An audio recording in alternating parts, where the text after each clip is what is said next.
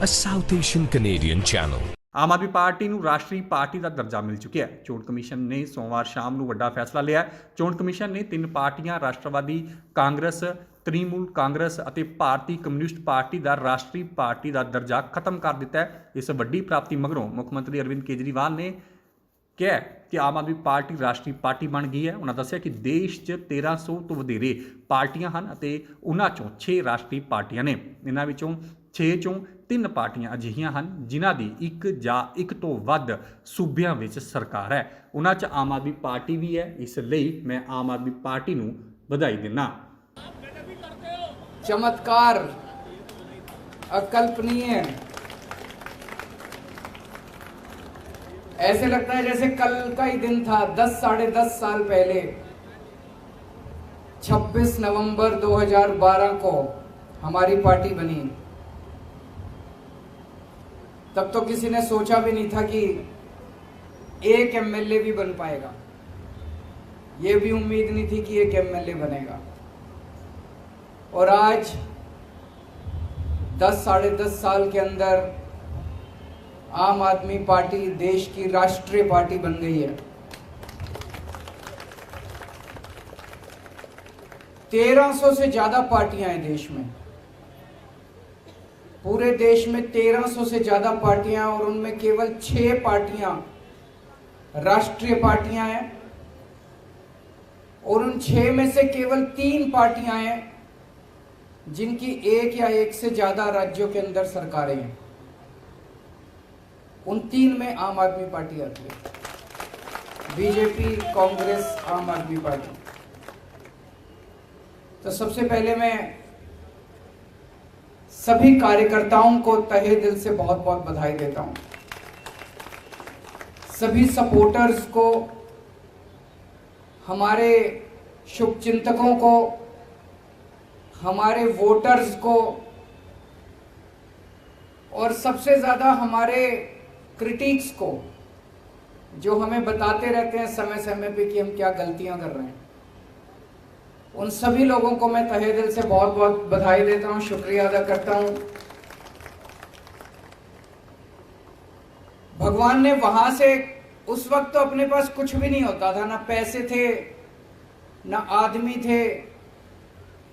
पैसे आज भी नहीं है, आदमी बहुत हैं, आज लोग बहुत हैं, लेकिन ऊपर वाला साथ है। आज सवेरे मैं यही सोच रहा था कि कहां से कहां आ गए। तो इसका मतलब ऊपर वाला कुछ कराना चाह रहा है हमसे, है कि नहीं है? हम तो निमित्त मात्र हैं, हमारी तो औकात ही कुछ नहीं थी। भगवान ने वहां 0 से यहां पहुंचा दिया। इसका मतलब ऊपर वाले के दिमाग में कुछ तो चल रहा है।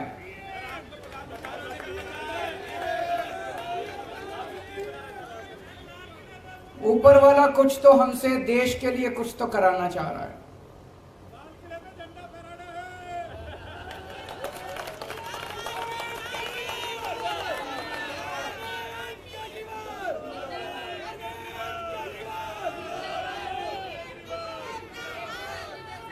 आज इस खुशी के मौके पे मनीष जी की और जैन साहब की बड़ी याद आ रही है।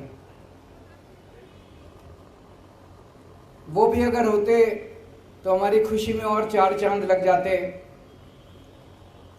वो संघर्ष कर रहे हैं देश के लिए, हम सब के लिए। इस वक्त देश की सारी राष्ट्र विरोधी ताकतें, जो इस देश का भला नहीं चाहती, जो इस देश की तरक्की नहीं चाहती, वो सारी ताकतें मिलके आम आदमी पार्टी का विरोध कर रही हैं। मनीष सिसोदिया क्या कसूर है? कल मैं एक उद्घाटन करने गया था ईस्ट विनोद नगर में, एक स्कूल में। सरकारी स्कूल है, सरकारी स्कूल है, और उसमें फ्रेंच पढ़ाई जाती है, जर्मन पढ़ाई जाती है, स्पेनिश पढ़ाई जाती है, जापानीज पढ़ाई जाती है। मेरी पढ़ाई हिसार के सबसे बड़े प्राइवेट स्कूल में हुई थी। हमारे स्कूल में भी ये सारी चीजें नहीं पढ़ाई जाती थी। बड़े बड़े प्राइवेट स्कूलों में नहीं पढ़ाई जाती। आज दिल्ली के सरकारी स्कूलों के अंदर वो शिक्षा दी जाती है। तो मनीष सिसोदिया का कसूर था कि उसने गरीबों के बच्चों को सपने देखने सिखाए कि सपने देखो, बड़े बड़े सपने देखो, उनको पूरा करने का जज्बा रखो। यह कसूर था मनीष सिसोदिया का। 75 साल से गरीब का बेटा गरीब रह जाता था क्योंकि अच्छी शिक्षा नहीं मिलती थी। उनको उसने सपने दिए, उनके सपनों को उसने पर दिए, और ये सारी राष्ट्र विरोधी ताकतों ने मिलकर मनीष सिसोदिया को जेल के अंदर डाल दिया। जैन साहब का क्या कसूर था? उनका कसूर था कि अगर इस देश के अंदर कोई भी पैदा हो उसको अच्छा इलाज मिलना चाहिए, चाहे गरीब हो चाहे अमीर हो। गरीब आदमी हो तो इसका मतलब यह नहीं कि वो रुलेगा, वो कॉरिडोर में पड़ा रहेगा, उसको दवाई नहीं मिलेगी, उसको इलाज नहीं होगा। अच्छा इलाज कराएंगे, सबका अच्छा इलाज कराएंगे, सरकार कराएगी इलाज अच्छा। यह कसूर था सत्येंद्र जैन का। उसने एक सपना देखा था देश के लिए। सारी राष्ट्र विरोधी ताकतों ने मिलकर उसको बेचारे को जेल के अंदर डाल दिया। लेकिन बेचारा नहीं है, वो भगत सिंह का चेला है।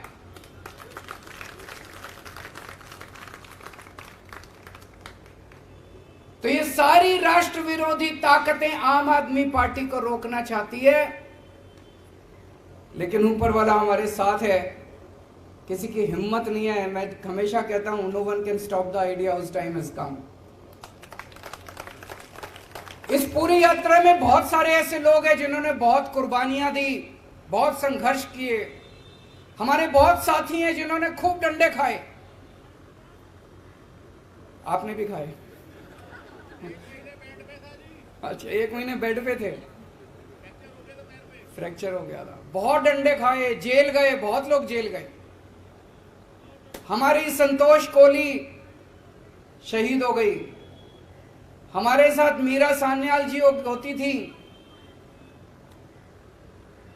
बिपिन करके एक लड़का था पंजाब में, चुनाव में प्रचार के दौरान उसका हार्ट अटैक हो गया। और भी ऐसे कई लोग हैं जिनको हमने इस यात्रा के दौरान खोया है। आज इस मौके पे हम उन सबको याद करते हैं और भगवान से प्रार्थना करते हैं कि उन सबको शांति दे, उनकी आत्मा को शांति दे, अपने श्री चरणों में उनको स्थान दे। बहुत सारे ऐसे लोग हैं जिन्होंने बहुत संघर्ष किया। अपने परिवार नौकरी करते थे, अच्छी अच्छी नौकरियां छोड़ के आ गए, क्योंकि उन्होंने सबने सपना देखा था कि एक दिन ऐसा आएगा जब देश के अंदर अच्छी शिक्षा मिलेगी। वो सब बड़े खुश हैं कि दिल्ली के अंदर, अब पंजाब के अंदर जिस तरह से मॉडल गवर्नेंस का बनाया जा रहा है, उनके सपने पूरे हो रहे हैं।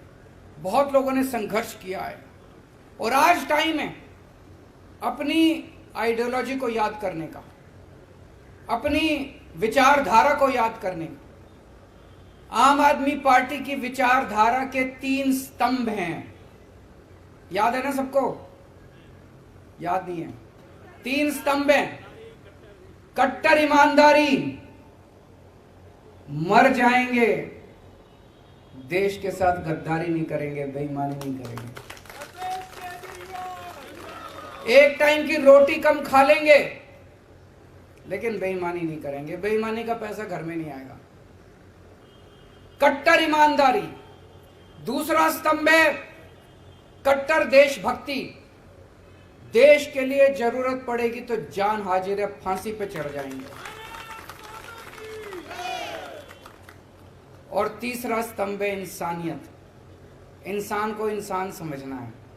इन लोगों की तरह गुंडागर्दी नहीं करनी। गुंडागर्दी हमारी विचारधारा नहीं है, उनकी हो सकती है। इंसानियत, इंसान के लिए कुछ भी करने की जरूरत पड़े, इंसान से कोई इंसान से मोहब्बत करनी है। हम गाते हैं ना, इंसान का इंसान से हो भाईचारा, यही पैगाम हमारा। तो इंसानियत तीसरी हमारी आइडियोलॉजी है।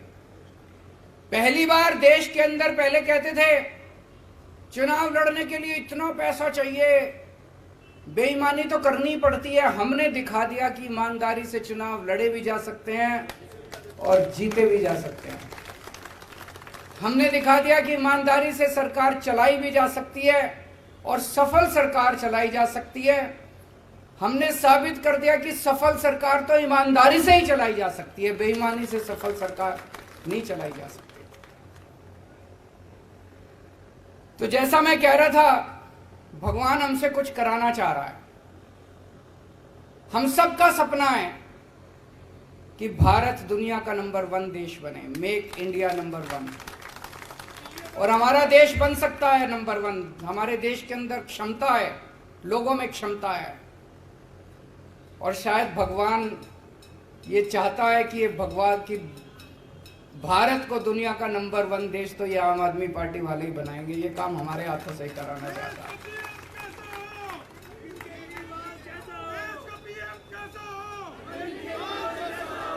देश की राजनीति के अंदर राजनीति को एक नई दिशा दी है। अभी तक जब भी ये लोग चुनाव में आते थे, केवल और केवल गुंडागर्दी, गाली गलौज, उसने उसको गाली दे दी, उसने इसको गाली दे दी, उसने उसको कुछ कह दिया, उसने इसको कुछ कह दिया। टीवी वाले आते थे, जी उन्होंने आपके बारे में ये बोला, आपको क्या कहना है? अरे बोलने दे, क्या हमको क्या लेना देना किसी ने क्या कहा हमारे बारे में। बस यही चलती थी राजनीति। इसने ये बोला जी आपके बारे में, आपको क्या कहना है? उसने ये बोला जी आपके बारे में, आपको क्या कहना है? जाति के नाम पे, धर्म के नाम पे पहली बार इन सबको, सबसे बड़े नेता को एक फर्जी क्लास में ले जाके बिठा दिया हम लोगों ने।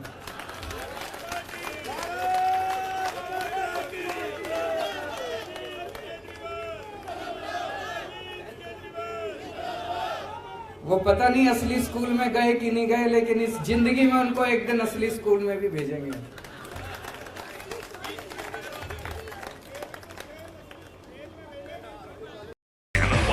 A South Asian Canadian channel.